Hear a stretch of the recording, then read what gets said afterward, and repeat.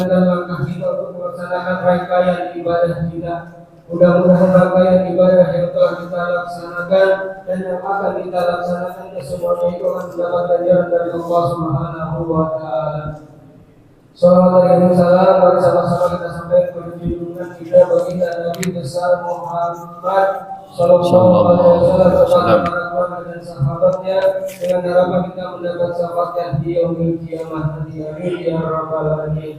Bersama-sama kita hormati para alim ulama, para asatidz, para ibu, para sepuh, hadirin wal hadirat yang insyaallah kita dirahmati dan diberkahi oleh Allah Subhanahu wa Ta'ala. Sebelum kajian akan disampaikan oleh guru kita Ustaz Muhammad Kamil tentang nafkah, kita baca membuka suratul Fatihah. Terkhusus kita bacakan untuk keluarga sanak famili kita yang telah meninggal dunia. Mudah-mudahan Allah ampuni segala kesilafannya, Allah terima segala amal baiknya dan kuburnya dijadikan rombah menjadi jannah, dan yang sedang sakit mudah-mudahan Allah sembuhkan dari segala penyakitnya, dijadikan benar kita mengumpulkan segala kesilafannya, dan setelah sembuh bisa beribadah kepada Allah Subhanahu wa Ta'ala.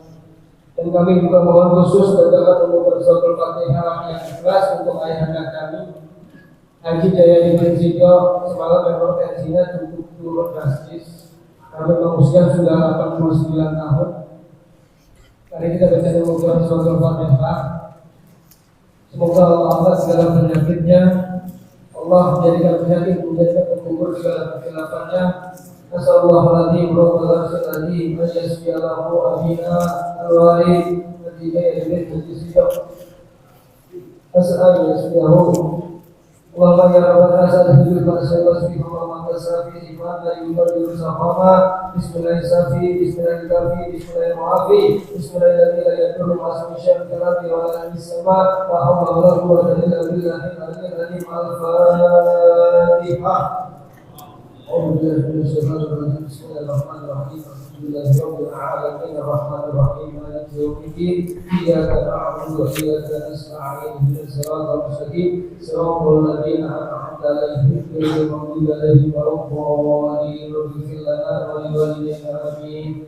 Mari sama-sama kita dengarkan kajian yang akan disampaikan oleh guru kita tentang nafkah. Tafadhol Rasulullah. Bismillahirrahmanirrahim. Assalamualaikum warahmatullahi wabarakatuh. Alhamdulillahilladzi arsala rasulahu bil huda wa dinil haqq liyudhhirahu 'ala dini kulli wa kafa billahi shahida. Asyhadu an la ilaha illallah wahdahu la syarika lah wa asyhadu anna sayyidina Muhammadan 'abduhu wa rasuluhu ba'dah. Allahumma shalli wa sallim 'ala hadzal nabiyil karim war rasul 'azim sayyidina wa maulana Muhammadin wa 'ala alihi wa sahbihi wa man tabi'ahum bi ihsan ila yaumiddin. Amma ba'du. Para sepuh, para asatid, Bapak-bapak, Ibu bahadur rahimakumullah. Alhamdulillah pada pertemuan minggu ketiga ya. Ya, minggu ketiga muter lagi nih.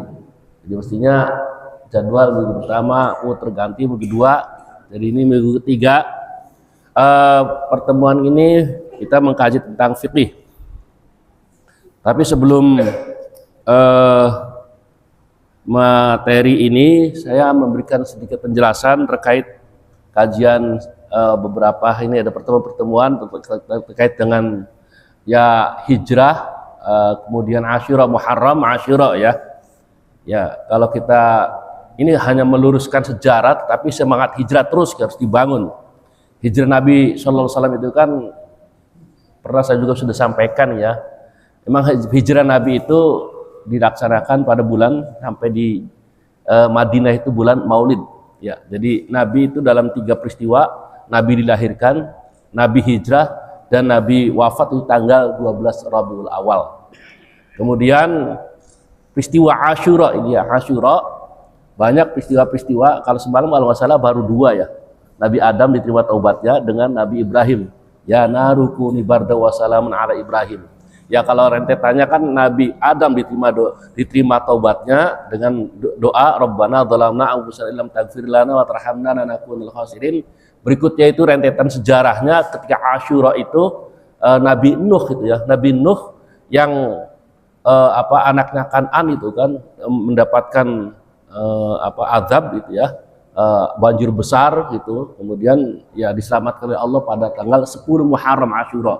Nabi Ibrahim juga itu terbebaskan dari dibakar oleh Raja Namrud, ya narukuni barda wa salaman ala Ibrahim. Jadi Nabi Ibrahim itu bukan hanya apinya dingin, tapi diselamatkan oleh Allah gitu loh. Jadi kalau dingin aja bisa membeku nantinya gitu. Nah, kemudian lagi berikutnya itu seperti digambarkan juga Nabi Ayub. Nabi Ayub itu, nah ini sering terjadi perdebatan kaitan dengan Nabi Ayub. Nabi Ayub itu kan diberikan oleh Allah cobaan banyak penyakit, tetapi di situ harus dipahami bahwa penyakit yang diderita oleh Nabi Ayub itu tidak menghalangi Nabi Ayub untuk beribadah kepada Allah Subhanahu wa taala. Yang dikhawatirkan pemahaman kita ketika Nabi Ayub itu mendapatkan penyakitnya orang juga jijik gitu kan, dengan banyak ada gambaran-gambaran belatung dan sebagainya, tapi akhirnya orang tidak mau beribadah mengikuti apa yang diajak oleh Nabi Ayub alaihissalam. Itu disembuhkan oleh Allah Subhanahu wa taala ketika hanya mudah itu kan, dengan air sebelah itu kan, dengan janji Nabi Ayub, kalau saya sakit maka akan pukul istri saya 100 kali, tapi dengan mandi aja kemudian sembuh. Dan Allah meminta janji kepada Nabi Ayub mana, tapi kasihan pada istrinya gitu kan, karena istrinya waktu itu tidak kelalaian, tidak melayani untuk beribadah pada Allah. Akhirnya Allah menyampaikan untuk mengumpulkan sapu lidi sebanyak 100, banyaknya 100 lidi, kemudian pukul 1 kali. Berikutnya Nabi Yusuf alaihissalam, terjadi 10 Asyura ketika Nabi Yusuf itu dibebaskan dari penjara di Mesir ya. Nah, yang waktu itu panjang peristiwanya, ketemu dengan Zulekha. Berikutnya pun Nabi Musa alaihissalam berhadapan dengan Fir'aun, itu pun sejarah panjang, yang kemudian dengan tongkat yang dibawanya itu yang biasa untuk menggembala itu, dengan bisa membelah laut merah gitu kan, terjadi pada bulan Muharram di tanggal 10 Asyura gitu. Nah, kemudian pada Nabi Muhammad mempersiapkan ketika Asyura itu mempersiapkan untuk melaksanakan hijrah. Jadi dari mulai Muharram, Safar, nah kemudian Rabiul Awal sampai nanti ketemu di Madinah, yaitu sebagai pembuka untuk bisa kita memaknai 10 Muharram. Kenapa kemudian bahkan dalam hadisnya itu kan 10 ketika sudah lewat ya, sebenarnya sudah lewat melaksanakan kita puasa 10 Muharram, kemudian ketika ketemu di Madinah, para orang-orang Yahudi itu melaksanakan puasa Asyura semua. Kata Nabi, kita lebih berhak kalau sekiranya saya masih ketemu nanti dalam Asyura, maka tambahi dengan namanya Tasu'a, itu tanggal 9, maka puasanya tanggal 9 10 Muharram ya. Itu sebagai penjelas saja terkait dengan Asyura. Ya, terkait sekarang kita masuk fikih, yaitu tentang belanja nafkah. Yang dimaksud dengan nafkah, belanja di sini itu memenuhi kebutuhan dalam keluarga, yaitu kebutuhan ya mungkin dalam bahasa ekonomi biasa ada kebutuhan primer, sekunder gitu ya. Ada primer dulu, kebutuhan makan, tempat tinggal, kemudian kebutuhan untuk mengurusi dalam kehidupan rumah tangga, sampai juga kebutuhan untuk pengobatan istri. Nah, itu semuanya diatur. Dalam hal ini Allah Subhanahu wa taala berfirman, A'udzubillahi minasyaitonirrajim, wa 'alal mauludi lahu rizquhunna wa kiswatuhunna bil ma'ruf la tukallafu nafsun illa wus'aha. Dan kewajiban sebagai seorang ayah, ini suami, memberi makan dan pakaian kepada para ibu, istri, dengan cara-cara yang ma'ruf, yang baik.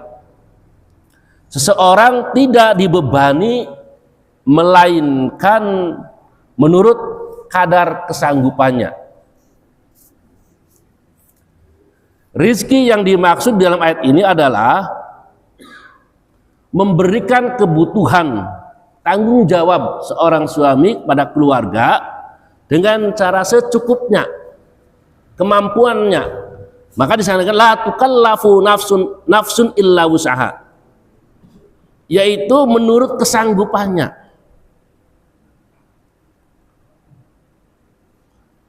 Pakaian ialah baju atau penutup badan. Dan di sini ma'ruf, yaitu dengan kebaikan-kebaikan sesuai dengan ketentuan agama. Dalam memberikan nafkah dalam keluarga, baik makan, pakaian, itu tidak boleh berlebih-lebihan. Dan juga tidak boleh berkekurangan. Maka dikatakan secukupnya. Dalam firman Allah, surat At-Talaq ayat 6, Allah berfirman, askinuhunna min haitsu sakantum min wujdikum wa la tudarruhunna litudayyiqu alaihinna wa in kunna ulati hamlin fanfiqu alaihinna hatta yadhna hamlahun. Tempatkanlah mereka para istri di mana kamu bertempat tinggal menurut kemampuanmu, dan janganlah kamu menyusahkan mereka untuk menyempitkan hati mereka. Di dalam ayat Al-Quran ini Allah memerintahkan agar seorang suami memberikan tanggung jawab pada istri untuk memberikan tempat tinggal dengan kemampuan dan tidak menyusahkan. Kemudian ya jangan sampai menyempitkan para istri-istri itu. Dan jika mereka istri-istri yang sudah ditalak, itu perempuan-perempuan yang sedang hamil, maka berikanlah kepada mereka nafkahnya sampai mereka bersalin atau melahirkan. Sebagaimana Allah juga menyampaikan pesan, la yukallifullahu nafsan illa ma ataha. Allah tidak memikulkan beban kepada seorang melainkan sekedar apa yang Allah berikan kepadanya.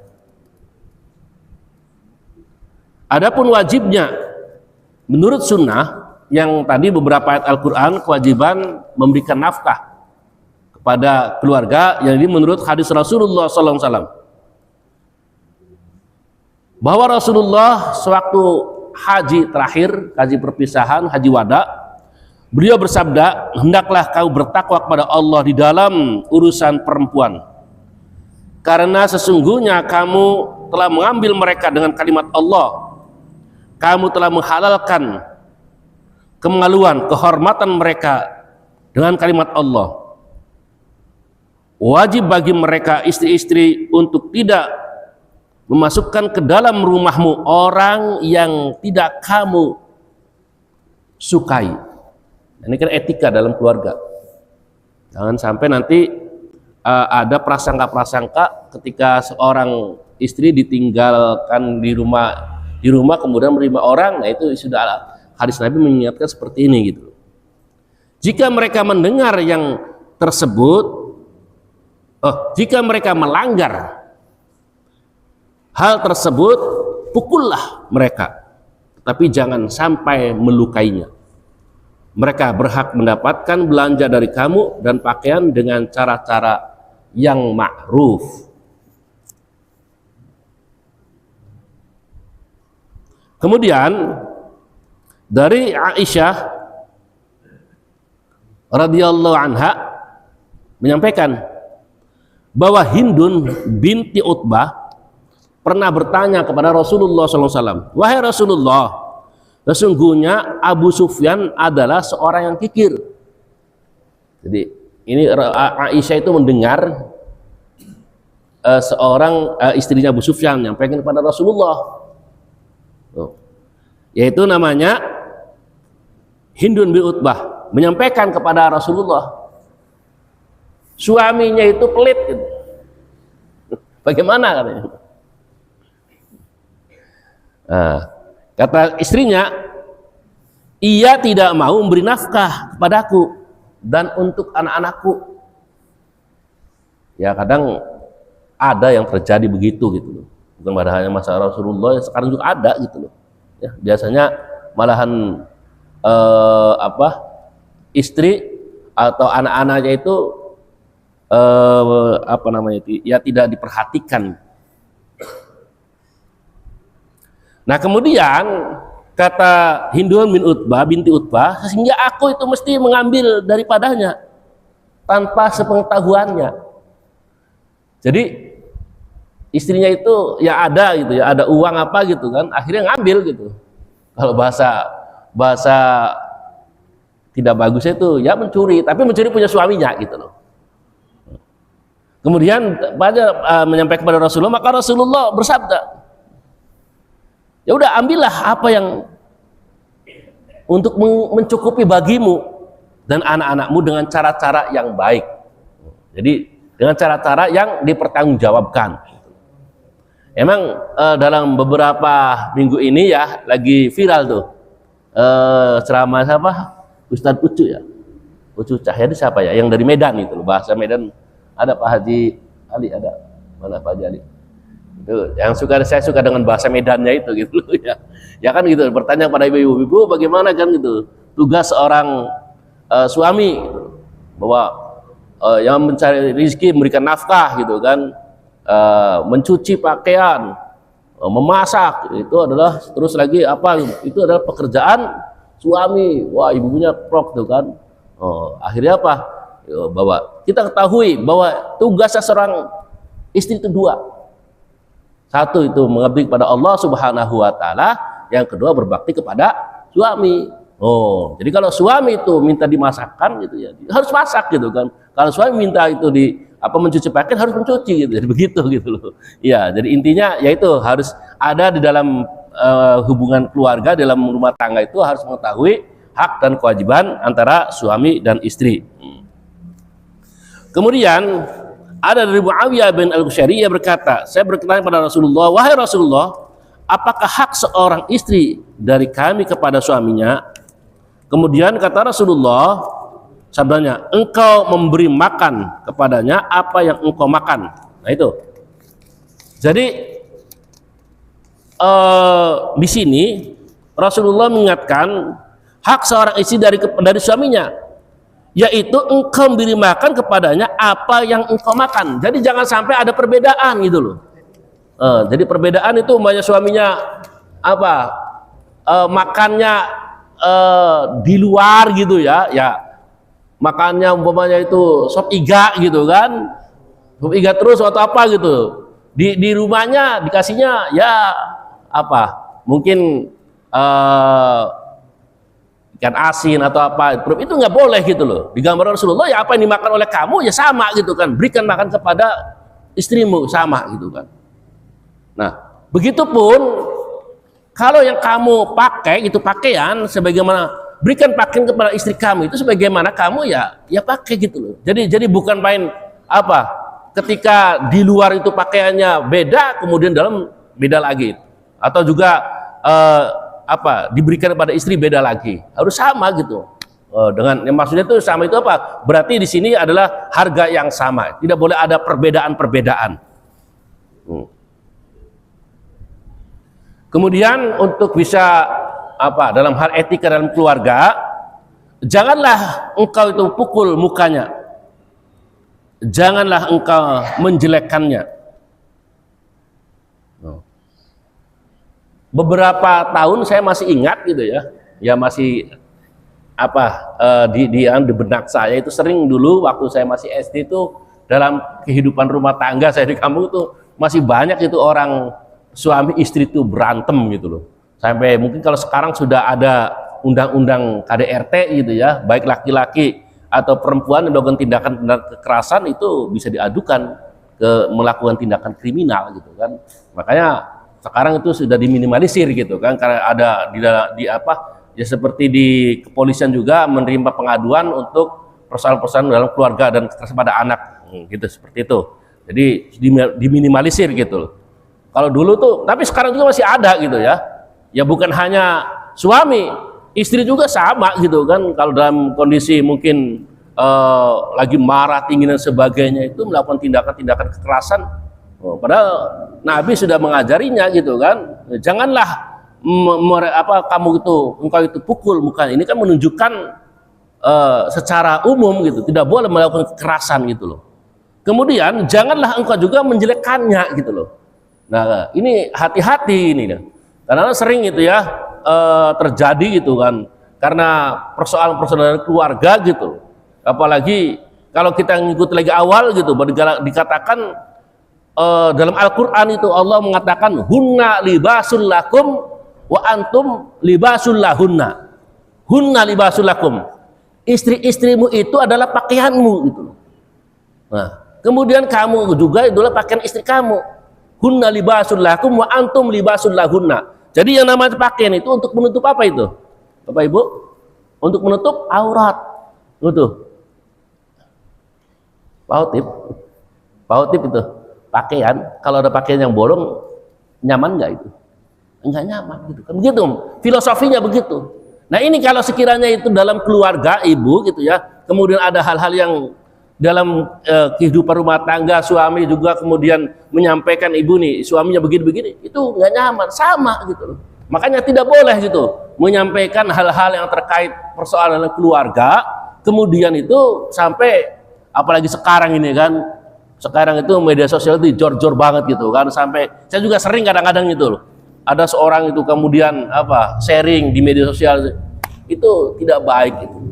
Yang terbaik sharing ya memang perlu ya kita itu bisa memberitakan kepada yang lain untuk bisa kita bertukar pikir, tapi pada orang yang dipercaya, itu pertama itu. Kemudian yang kedua yang lebih baik adalah kita sharing dengan Allah gitu, begitu. Ini sharing di media sosial, orang tahu semua itu. Nah ini ke suami sendiri atau istri sendiri itu kan, kemudian malah dibuka aibnya, tidak baik gitu loh. Nah kemudian di dalam hal ini ya, kalau ada persoalan dalam kehidupan di dalam rumah tangga, Rasulullah mengatakan dalam sabdanya itu wala tajhar illa fil baiti, kecuali di dalam rumah gitu loh. Ya dalam rumah itu ya kadang-kadang bisa aja bercanda gitu antara suami istri. Oh kamu begini sih begini gitu kan, ada hal-hal yang mungkin tidak suka dilihat oleh kita, baik itu suami atau istri, yaitu kecuali dalam rumah karena urusan dalam kehidupan rumah tangga. Tapi kalau hal-hal yang lain kemudian itu menjadikan sesuatu yang tidak baik, ya jangan kemudian kita buka di luar gitu, apalagi kemudian di media sosial.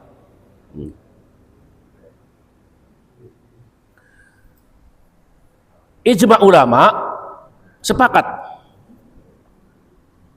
para ahli ilmu sepakat tentang kewajiban suami membelanjai istrinya bila mereka itu sudah balik, kecuali kalau istri itu berbuat durhaka. Kalau nggak salah beberapa kali itu ada kasus gitu loh. Ada kasus seseorang itu menikah gitu loh. Menikah, perempuan itu menikah, kemudian karena dampak dari pernikahan ini itu hanya untuk menjerat suaminya itu untuk mengeluarkan apa namanya itu harta gono gini gitu kan. Ada kasus itu di Indonesia gitu loh. Jadi perempuan ini siap dinikahi gitu kan, seperti dinikahi, kemudian ada perjanjian, setelah itu minta cerai gitu, minta cerai. Padahal kehidupan dalam keluarga tangga cuma berapa ya sumur jagung lah begitu. Tapi karena dampak dari pernikahan akhirnya itu minta harta gono gini. Nah ini kan berarti pernikahan atau kesiapan seorang perempuan menjadi istri itu sudah tidak benar lagi gitu. Nah ini seperti ini juga gitu, berarti termasuk istri yang durhaka gitu. Oleh Ibnu Munzir dikatakan, istri yang durhaka boleh dipukul dengan memberikan pelajaran. Perempuan adalah orang yang tertahan di tangan suaminya. Ia telah menahannya untuk bepergian dan bekerja. Karena itu ia berkewajiban untuk memberikan belanja kepadanya. Ya, tanda petiknya di sini seperti kalimat Ibnu Munzir, diperbolehkan untuk dipukul itu ya bisa nanti ya di undang-undang nanti ada pengaduan ya terkait dengan KDRT gitu. Tapi ini kan tanda petik ya cara-cara yang ma'ruf, cara-cara yang benar gitu. Kalau sekiranya istri durhaka gitu. Sebab wajibnya memberikan nafkah, kenapa gitu? Agama wajibkan seorang suami memberikan nafkah kepada istrinya oleh karena dengan adanya ikatan pernikahan yang sah. Nanti ini lagi nih berkembang gitu ya. Pernikahan yang dilakukan di KUA dicatat oleh negara. Pernikahan yang sah juga bisa jadi gitu kan. Pernikahan yang dilakukan dilakukan dengan memenuhi syarat dan rukunnya. Kan begitu, rukunnya ada berapa itu? Pengantin laki, perempuan, wali, saksi, apa? Dulu mahar, kemudian ijab kabul. Pertanyaannya, KUA-nya nggak ada, sah tidak itu pernikahannya? Sah. Nah ini yang terjadi dalam sebutan kita itu sering terjadi pelaksanaan ya ada ya gitu, nikah siri kata tidak sah, ya sah juga. Maksudnya jangan sampai ketika terjadi nikah siri kemudian punya kewajiban istri atau anaknya tetap aja tanggung jawab itu. Jangan kemudian ya karena nggak ada dicatat negara gitu, kemudian tinggal dosa gitu, nggak boleh seperti itu. Tetap gitu ya, kalau memang itu merupakan kewajiban dari suami ya harus diberikan itu hak nafkahnya gitu.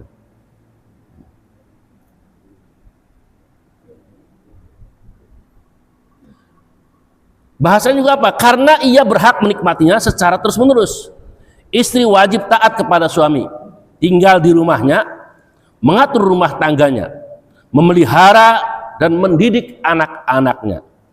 Sebaliknya bagi suami ia berkewajiban memenuhi kebutuhannya, memberi belanja kepadanya selama ikatan suami istri masih berjalan dan istri tidak durhaka atau karena ada hal-hal yang lain yang menghalangi penerimaan dengan mendapatkan nafkah dari suaminya. Hal ini berdasarkan kaidah umum, setiap orang yang menahan hak orang lain atau kemanfaatannya maka ia wajib bertanggung jawab untuk memberikan belanjanya gitu loh. Kalimatnya gitu, kaidah umumnya. Kan tadi kan bahwa seorang istri itu adalah dalam tahanan dalam artian tanggung jawab tahanan suaminya gitu. Nah, oleh karena itu ya karena menahan dalam tanggung jawabnya ya maka harus berhak diberikan nafkah gitu. Maka syarat-syarat untuk mendapatkan nafkah, syarat-syarat bagi perempuan berhak menerima nafkah, yang pertama, terdapat ikatan pernikahan yang sah. Jadi kalau ada ikatan kumpul-kumpul bareng tapi nggak ada pernikahan ya kumpul sapi, kumpul kebo gitu ya, nggak ada gitu loh. Jadi dari pernikahan itu nanti akan ada hal-hal yang lain, hak untuk menerima nafkah, hak untuk menjadi wali perwalian, hak untuk mendapatkan warisan, dan terjadi adanya ikatan-ikatan persaudaraan itu karena ada pernikahan. Kemudian yang keduanya, seorang istri itu menyerahkan dirinya kepada suaminya ya, dengan rela gitu kan, tidak ada paksaan gitu. Kemudian ketiganya, suaminya dapat menikmati dirinya, istrinya. Kemudian yang keempatnya, tidak menolak apabila diajak pindah ke tempat yang dikehendaki suaminya gitu. Jadi bukan seorang istri yang durhaka, yang ya pokoknya tadi kan sesuai dengan kemampuannya gitu loh. Jadi harus memahami. Kan sebelumnya kita mengetahui makanya di dalam ketentuan walaupun tidak menjadi satu syarat dan rukun dalam membangun kehidupan rumah tangga itu kan ada bahwa dalam membangun kehidupan rumah tangga seorang suami istri harus ada bahasa apa? Sekufu gitu. Sekufu. Sekufu itu bukan menjadi satu batasan untuk tidak sahnya pernikahan. Tapi itu untuk bisa melakukan komunikasi sosial yang berjalan dengan baik. Jangan sampai terjadi contoh sekufu itu ada orang yang salah satu pihak gitu ya, mungkin antara suami atau istrinya kaya gitu kan, tapi sebaliknya istri suaminya itu miskin, itu akan bukan berarti tidak sah dalam pernikahannya, tapi salah satunya kadang menjadi korban gitu loh, menjadi korban baik suami atau istri yang miskinnya itu gitu. Makanya kalau bisa sekufu itu antara ya sama-sama lah dalam ekonomi. Begitupun dalam keturunan gitu loh, keturunan. Ya kalau Islam memang tidak memandang antara strata gitu, tidak ada yang namanya tingkatan. Kalau di dalam Hindu kan ada ada Sudra, ada Waisya, ada apa namanya tingkatan yang satria dan sebagainya. Dalam Islam memang tidak ada, tetapi tetap aja yang terjadi kehidupan sosial tidak bisa dibohongi gitu. Umpamanya ada orang yang dari keturunan yang ningrat gitu kan, ya kalau di Jawa itu ada Ndoro Dalem gitu ya, tidak ya keturunan kerajaannya ya memang sekufu gitu. Biasanya itu dari antara kerajaan dan sebagainya. Jadi kalau nggak bisa kalau banyak kerajaan raja kemudian dengan apa namanya pamuhani yang diadu tuh biasanya yang di keraton-keraton itu loh. Apa yang apa abdi dalam gitu kan ya, masa umpamanya keluarga raja kemudian nikah dengan keluarganya abdi dalam itu kan nggak akan ketemu gitu loh ya, pasti ya abdi dalam dan keluarga dalam gitu. Dalam Islam memang tidak ada ketentuan seperti itu, tapi itu dalam kehidupan sosial pasti gitu kan. Nah begitupun dalam hal ya pendidikan gitu, pendidikan. Dalam hal pendidikan pun orang yang umpamanya pendidikannya ya S3, SD, SMP, SMA gitu kan, S3 gitu kan, dengan orang tidak pendidikan gitu kan, tidak ada S3 itu nggak akan ketemu gitu kan. Paling tidak dalam komunikasi sosial itu bisa nyambung. Walaupun memang tidak ada syarat rukunnya gitu. Ini dalam memberikan satu pemahaman sekufu itu seperti itu gitu. Nah, jadi kalau sekiranya suami menghendaki kemana ya harus ikut gitu loh. Kalau umpamanya itu tidak salah satunya itu nanti atau istri tidak mau, pasti itu nanti dalam perjalanan kehidupannya tidak akan harmoni gitu ya. Gitu. Kemudian yang kelimanya ini bahwa berhak memberikan nafkah atau belanja itu ya karena kedua-duanya itu merasakan kehidupan untuk menikmatinya gitu. Kalau yang salah satu pihak itu merasa terbebani ya udah nggak akan, tadi kehidupannya tidak akan harmoni gitu. Maka di sini disebutkan jika salah satu dari syarat-syarat itu tidak terpenuhi maka ia tidak wajib untuk memberikan nafkah kepadanya. Karena jika ikatan perkawinan tidak sah bahkan batal maka wajiblah suami istri tersebut untuk dilakukan namanya perceraian guna mencegah timbulnya bencana yang tidak dikehendaki. Nah nanti kita belum berbicara tentang masalah talak atau cerai gitu. Tapi dalam Islam itu diberikan sarana gitu loh. Kalau dalam kehidupan rumah tangga sudah tidak harmonis lagi, kemudian lagi salah satu pihak itu merasa keberatan, ya silakan yang terlebih baik gitu loh. Walaupun di dalam agama ya dalam Islam dikatakan dalam hadis Rasulullah bahwa perbuatan yang halal dibenci Allah adalah perbuatan talak gitu loh. Jadi talak itu adalah perbuatan halal tapi dibenci oleh Allah Subhanahu wa taala. Maksudnya supaya boleh gitu, tapi supaya dihindari. Begitu pula seorang istri yang tidak mau menyerahkan dirinya kepada suaminya, atau suami tidak dapat menikmati dirinya, atau istri tidak mau pindah ke tempat yang dikehendaki suami, maka dalam keadaan seperti ini tidak ada kewajiban seorang istri memberikan nafkah, seorang suami memberikan nafkah kepada istrinya. Karena penahanan ini maksud sebagai dasar hak penerimaan belanja tidak terwujudkan. Hal ini seperti halnya dengan seperti transaksi jual beli. Pembeli tidak wajib membayar harga barang jika seorang penjual tidak mau menyerahkan barangnya. Ya, nanti ada pertanyaan, kenapa seorang istri itu kemudian dikiaskan dengan transaksi jual beli? Memang seperti itu gitu loh. Seperti ketika seorang calon suami akan membeli satu barang, kemudian memberi apa namanya itu DP itu apa namanya itu? Bahasa kitanya apa? Panjer gitu loh. Ketika panjer gitu loh. Maka sebelum calon suami itu kemudian untuk membebaskan calon istrinya, maka belum batal transaksinya, begitu gitu loh. Sama seperti seorang membeli barang ini kemudian harganya katakan 10.000, kemudian seorang pembeli itu baru membayar panjer itu 1.000, tapi kemudian ada orang lain yang memberikan panjer 5.000. Seorang pembeli itu haram hukumnya, seorang penjual itu haram hukumnya memberi barang itu kepada orang yang membeli panjer itu yang lebih tinggi. Nggak boleh itu hukumnya itu.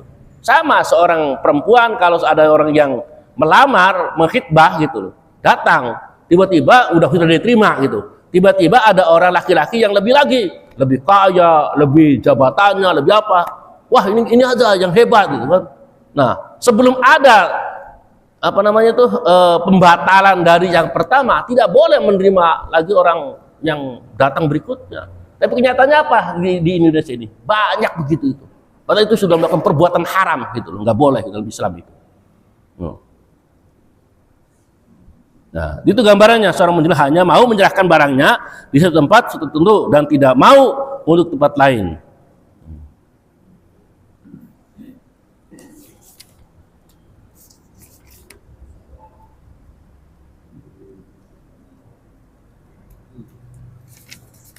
Bapak Ibu, ini sebenarnya masih panjang ya, masih panjang, tapi saya harus mengakhiri karena saya harus tugas lagi di Menteng gitu loh. Ya, mungkin itu aja dulu yang sebagai pengantar gitu loh. Kebetulan subuhnya hari ini kesini itu agak mundur ya. Nanti baru masuk Oktober, November, Desember naik lagi subuh itu ya jam 4.15. Sekarang ini subuhnya agak mundur. Ya, karena waktunya sangat besar, itu saja bisa sampaikan, masih panjang kajiannya. Demikian, wassalamualaikum warahmatullahi wabarakatuh. Waalaikumsalam warahmatullahi wabarakatuh.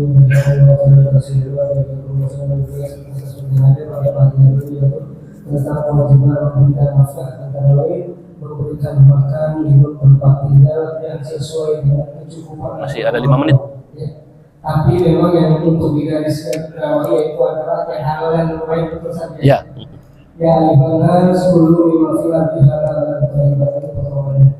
Hadirin mungkin masih ada waktu 5 menit, ada yang perlu ditanyakan.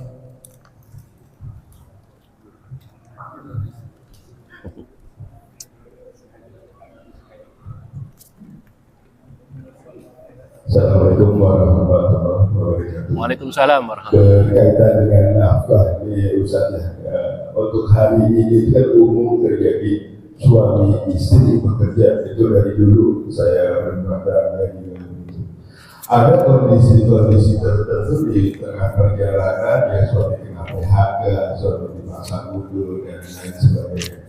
Akhirnya si suami itu tidak bekerja dan tidak produktif ya.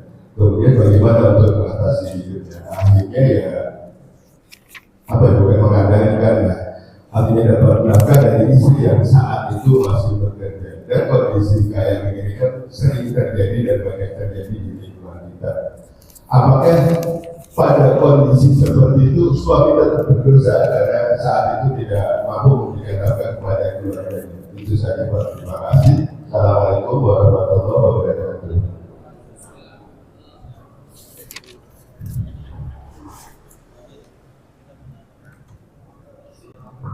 Terima kasih pada Pak Amin pertanyaannya. Tadi malam saya itu menemukan terkait dengan istri bekerja gitu loh. Ya, istri itu. Babnya itu istri bekerja. Cuma saya itu Pak, karena agak mau tidur gimana hilang gitu. Iya, tapi saya agak menangkap gitu. Menangkap sering terjadi hubungan yang tidak harmonis dalam keluarga, di antaranya seperti itu. Ya, kita tidak menutup mata lagi. Kadang-kadang yang karena istri suami itu kadang-kadang tidak, ya mungkin karena persoalan dalam pekerjaan dan sebagainya, akhirnya yang muncul lama-lama itu gugat cerai kan, yang begitu loh ya. Ya pada awalnya bahwa kewajiban yang tadi itu, kewajiban menafkahi adalah seorang suami gitu ya. Tapi kemudian kita tidak menutup mata ada gitu bahwa di kehidupan di dalam masyarakat kita istri itu bekerja. Nah, di dalam ini Islam tidak melarang istri itu bekerja, tapi asal ada izin dari suaminya gitu loh. Ini karena izin itu merupakan satu ridho gitu. Makanya kan dalam konsepsi Islam dalam melakukan hubungan yang bersifat muamalah itu adalah antarodin. Ini kan antarodin adalah antara seorang suami dan istri saling menerima, begitupun dalam menentukan kebijakan dan keluarga. Pada intinya, kalau memang suami itu bisa memenuhi kebutuhan dalam keluarga, terutama nafkah kepada istri, itu ya sebenarnya kewajiban hanya kepada suami. Tapi karena kebetulan bisa bersama dan kemudian seorang suami itu memberikan ridho, izin kepada istrinya, maka itu diperbolehkan, persilakan gitu. Nah, jadi ada dasar ridho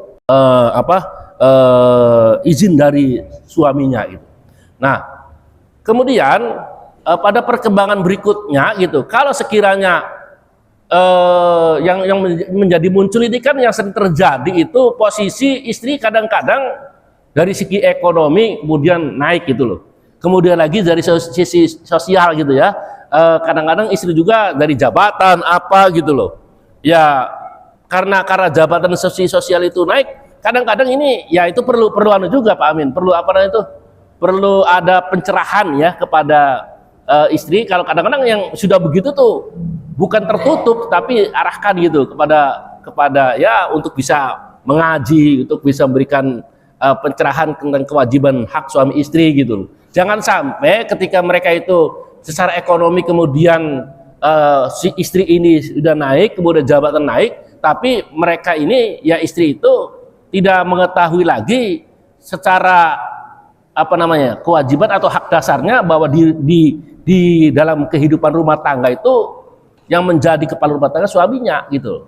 Menjadi tidak harmonis karena jabatan-jabatan tadi secara ekonomi dan sosial itu seorang istri kemudian membawanya ke dalam kehidupan rumah tangga seakan-akan dia itu mengendalikan. Nah itu maka bibit-bibit mulai terjadi perpecahan dalam keluarga. Biasa seperti itu gitu loh. Karena tidak apa seorang istri yang tadi dilebihkan ekonominya, kemudian sosialnya dari jabatan sebagainya, tapi dibawa dalam kehidupan rumah tangga, akhirnya dia bisa mengendalikan kehidupan dalam rumah tangganya. Padahal itu secara naluri atau juga hukum Islam asalnya bahwa dia itu ya yang berhak menjadi kepala rumah tangga adalah seorang suami gitu loh.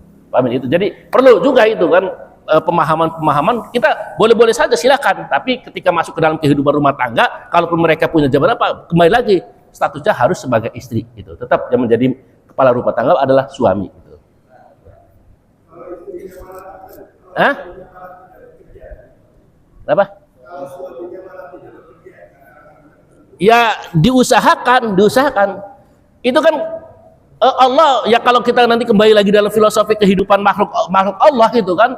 Ya orang di dalam Al-Qur'an apa namanya itu? Sesungguhnya Allah memberikan rezeki kepada makhluk yang kecil gitu. Apalagi kita manusia itu diberikan oleh Allah Subhanahu wa taala. Ada tangan, ada energi dan sebagainya. Maka dikatakan dalam agama Islam kan al-barokah harokah ini Pak. Perlu diingat al-barokah harokah. Sesuatu yang gerak itu menjadi keberkahan. Berkah itu apa? Ziyaratul khair, bertambah kebaikannya gitu loh. Jadi arahkan gitu kan. Oh, banyak itu ya tentang filosofi kehidupan. Nabi mengajarkan agar seorang suami laki-laki itu ya ada gerak. Apapun dikerjakan yang penting halal, bisa itu Pak. Ini kan tidak boleh ada kemalasan gitu. Pasti ada jalan gitu ya. Innamal usri yusra, innamal usri yusra. 2 kali Allah berikan itu kalimat perkataan itu. Pasti kesulitan ada kemudahan, itu. Jadi buang itu rasa malasnya itu. Ya gitu. Tadi kalau nggak salah pertanyaannya apakah suaminya berdosa atau tidak belum dijawab. Oh gitu. Ya tadi kan itu. Kalau memang sampai berkelanjutan kemudian tidak tanggung jawab ya berdosa karena nafkah itu tanggung jawab suami. Ya gitu. Ya, nanti bisa disambung lagi.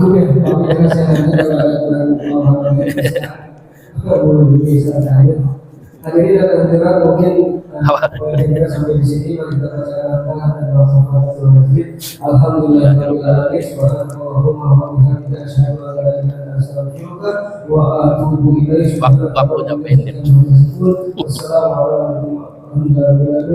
Assalamualaikum warahmatullahi wabarakatuh. Waalaikumsalam.